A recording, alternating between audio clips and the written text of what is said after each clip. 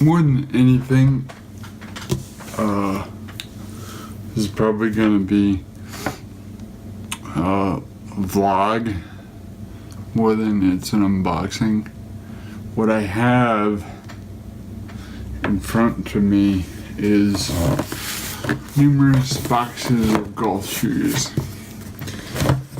They're over here too. The reason that I'm making this video, other than the fact that I go by Jay's Golf, and I've done way more audio-centric unboxings and such than I have done golf videos, and I wrote about this on jaysgolf.com, but I didn't really talk about it on this channel all that much.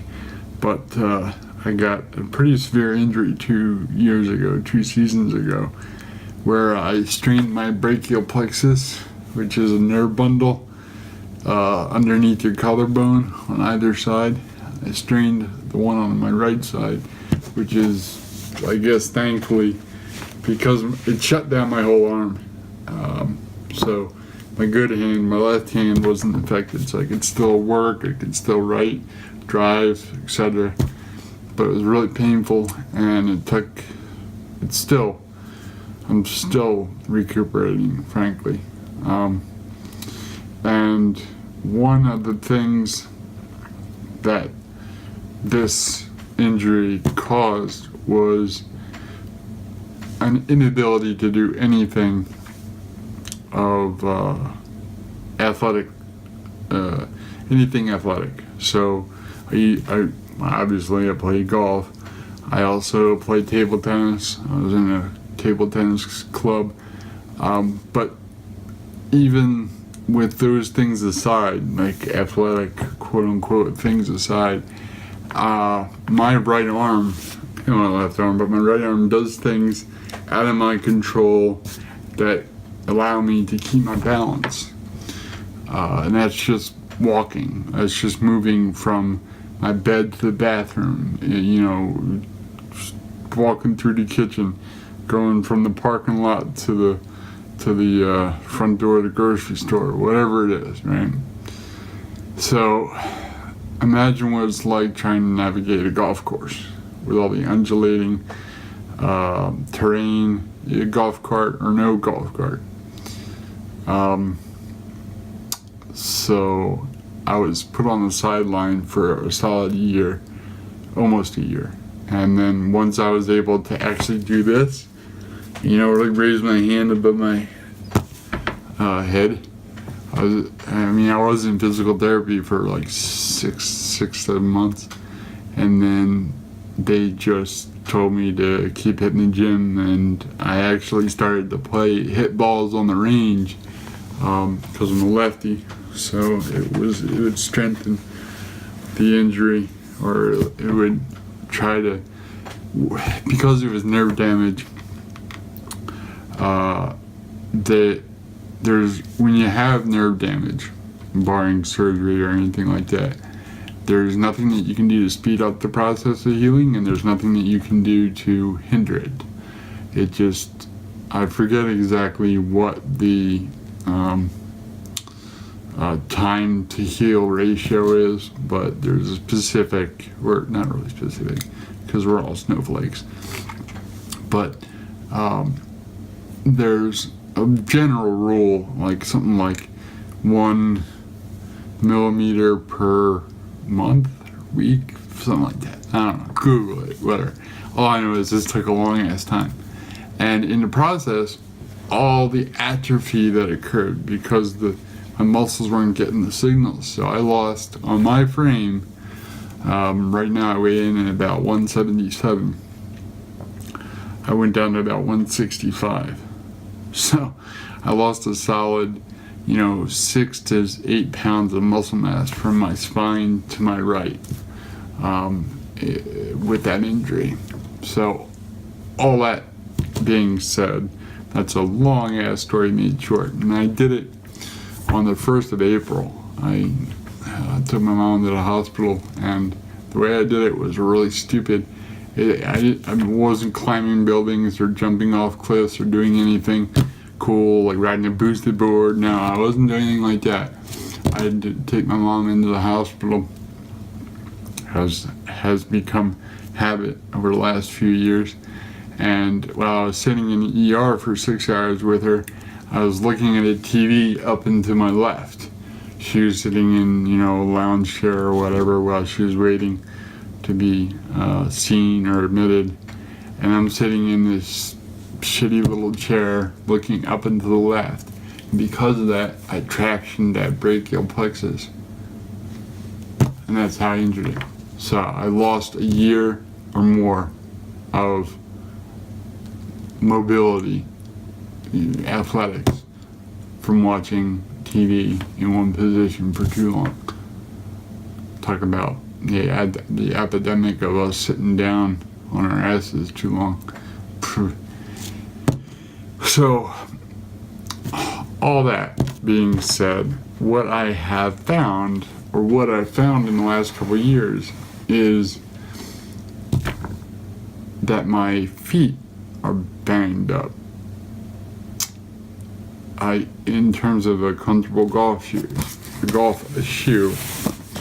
now these are a FootJoy.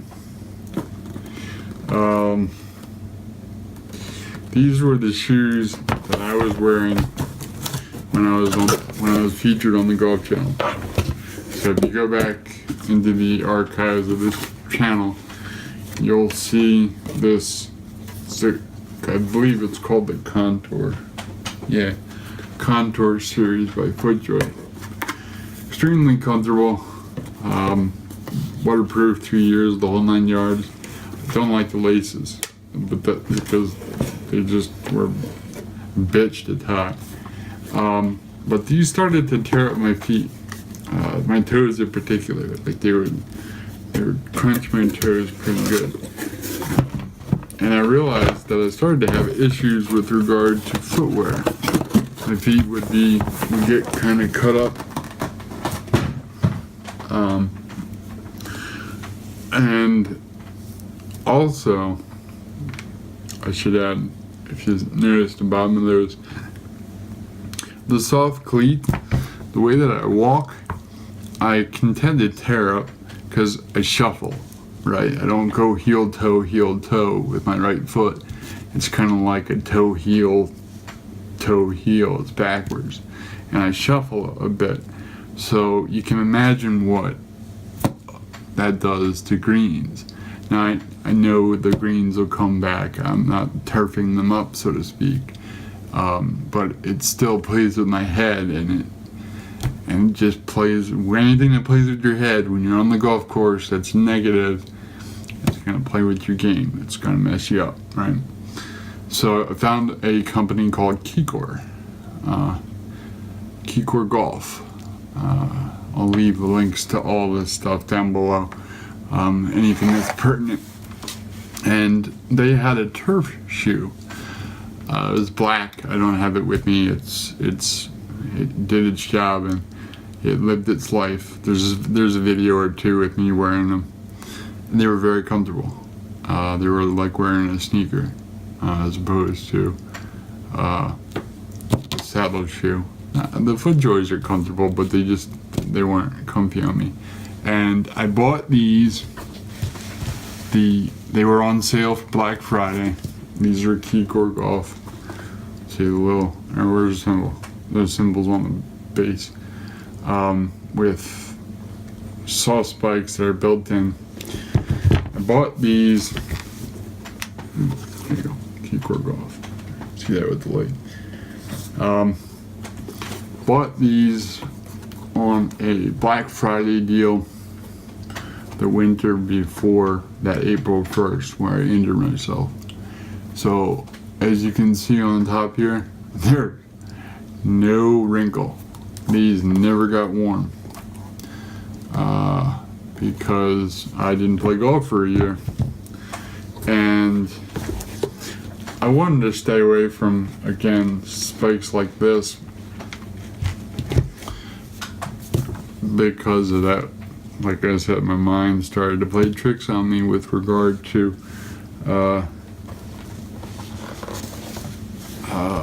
tearing up the greens and being self-conscious. And so I asked around, and this you can see I used these. These are the Adidas Boost series of golf shoes. These were recommended to me by the Golf Father. I'll link to him down below. I'm gonna put this back because it's shedding pieces of golf course. But he recommended them, and I actually remember the one time I had the opportunity to play with him. I believe he was wearing these shoes. So he was speaking from experience as far as comfort.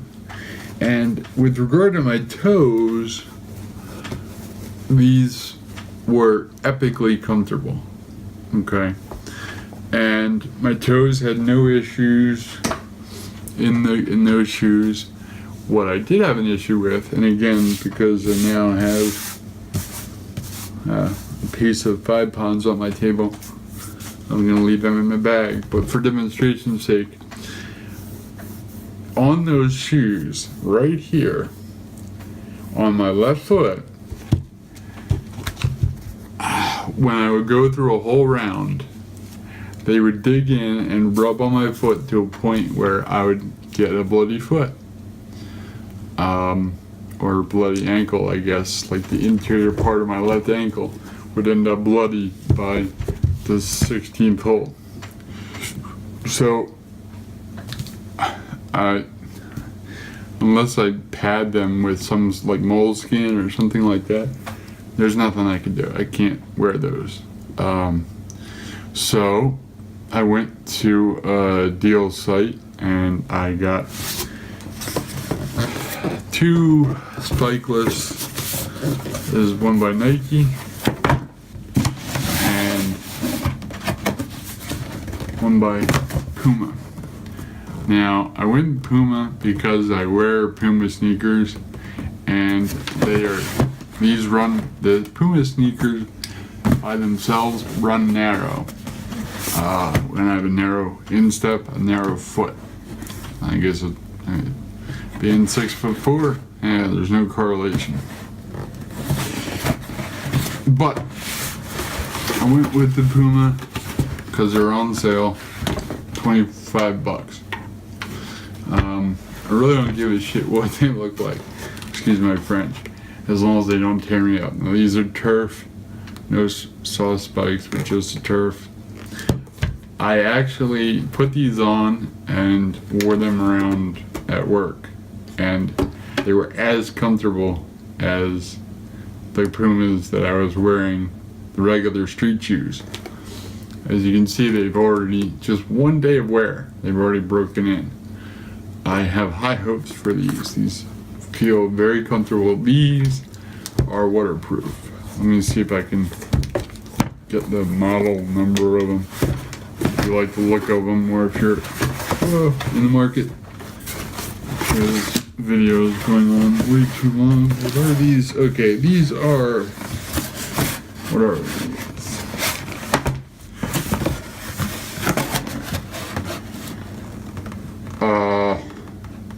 Monolite, M-O-N-O-L-I-T-E. So they have a full grain leather upper, inspired by some of Puma's most iconic silhouettes. The Monolite is the perfect blend of golf style and performance. Versatile, spikeless, carbon rubber outsole, and super lightweight EVA midsole will satisfy all your performance needs, both on and off the course. And that's actually pretty accurate with the off the course part. Because one thing with any kind of golf shoes, especially ones like this, that have the soft spikes versus the turf style, when you're walking in the clubhouse and the clubhouse doesn't have a rug, I hope it's not wet. Or you came out of the rain, because you're going to be sliding around. At least I am. And these little beauties are the Nike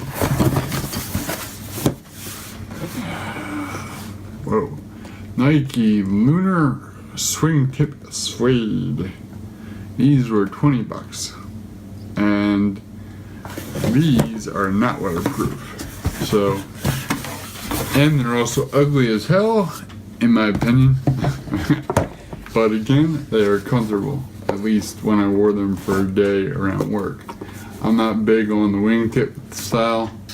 I'm not really all that big on Nike, honestly. However, if you look at these have a very, very, very, very thick and padded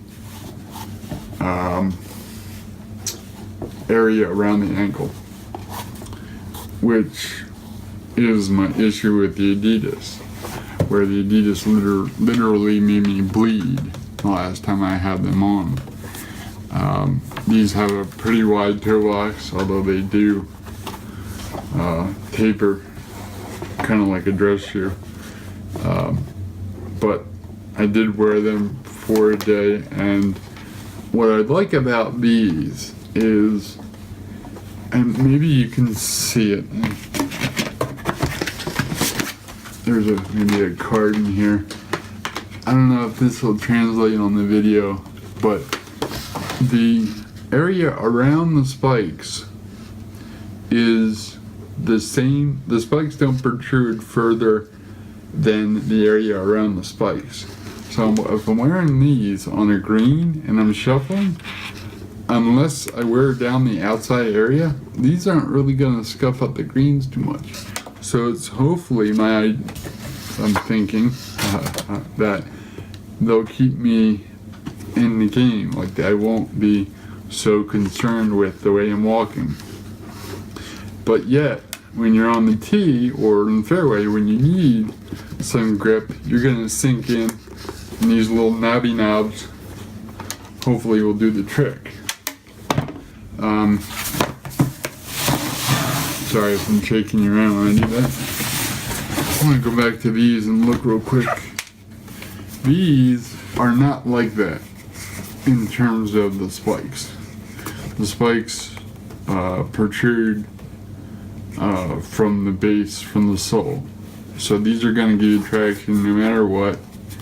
But if they're comfortable enough and I can not shuffle and I don't get too fatigued, then I won't tear up the greens and I'll stay out of my head and I won't worry about that.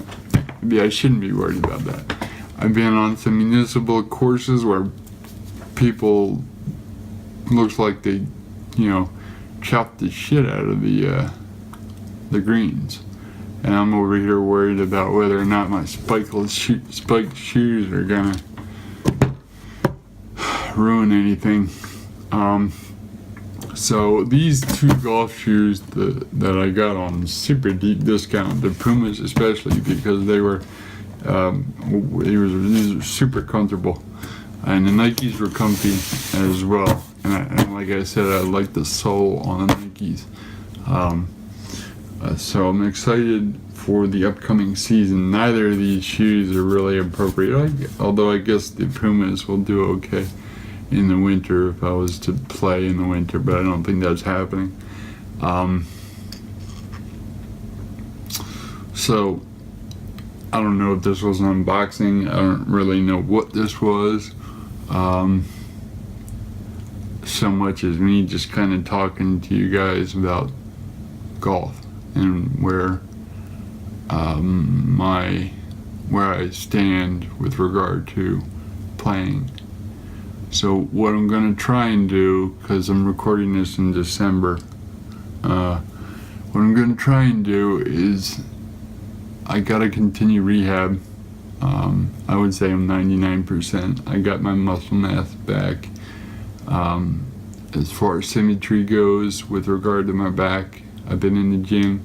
I've taken some videos. If you look on my Instagram and scroll way down, I shared doing some just straight back exercises where I recorded myself so I could see myself to see if I still was missing anything, and the only thing I'm missing is my supraspinatus, which is a small muscle right back here in the back of your shoulder.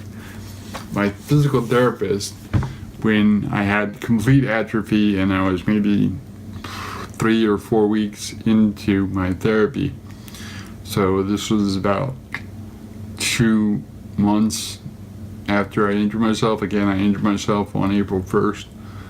The next week was the Masters, so I watched the Masters in bed and I couldn't move.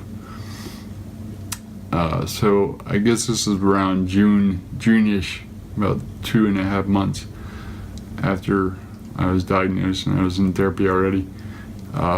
He had me on my side, laying on my side, and I had my elbow tucked into my rib cage, and all he had me doing with no weight whatsoever was doing this. And with no weight whatsoever, I could barely do 1 or 2 reps. And he told me that's because he told me, his words, you don't have a supraspinatus left. Like, it's gone. I mean, I can get back, but it's gonna take a lot of work. And when I did this, it threw off my biomechanics so much that I injured myself in other ways by doing normal everyday things. I injured my hip flexor because my balance was off. I actually ended up having a neck issue because of the way I was healing. I was hunched over. It was very hard to describe. But to get relief, my arms would go numb. Like, I never had any numbness with this, with the brachial plexopathy. But with the last injury that I had, my hand was going numb. So I literally had to choke myself and figure this out, the therapist and I, where I had to grip my teeth and shove my jaw back to kind of tilt my spine, my cervical spine, into a proper curve. Because for some reason it's going straight up and down. Now, he said that that occurred due to all the years of weightlifting that I did and all the years of golf, everything, that he's seen it in other people, other athletes, other powerlifters, stuff like that, where their cervical spine will lose that curve.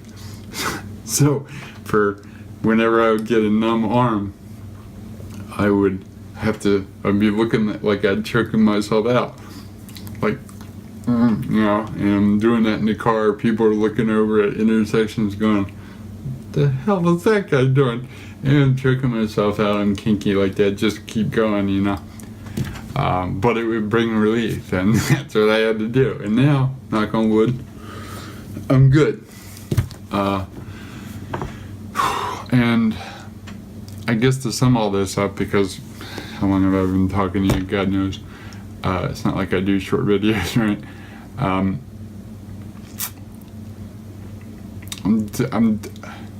disappointed that I'm unable to play as much as I did before 2012. Before 2012, I was playing once a week.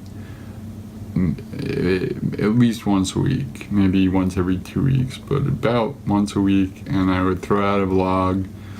Because when I'm out on the course, I play by myself. I like to do that. I get introspective and I would write. And that was Jay's Golf Blog. And I would test products, the whole 9 yards. Well, when you can't play, you can't test products. I.e. these shoes, which never got tested because they never got worn. They're as white as the day I took them out of the box. And unfortunately, those Adidas Boost shoes are not going to work because they just tear up my ankle. So I'm going to give these two guys, the Nike and the Puma especially, because they are 2-year waterproof. And I like Puma on my feet to begin with. And so far Under Armour hasn't called me to give me any Jordan Spieth style shoes, because Under Armour has been good for me in the past as far as comfort and keeping me free from injury. So maybe it was cathartic talking to you guys. If you actually listen to all this, awesome. And hopefully when the weather breaks after this winter, I'll get back on the course. I just gotta get in the gym and grind it out.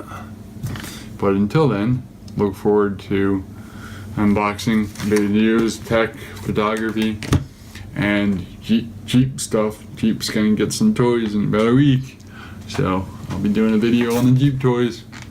So keep an eye out for that. And thanks for listening.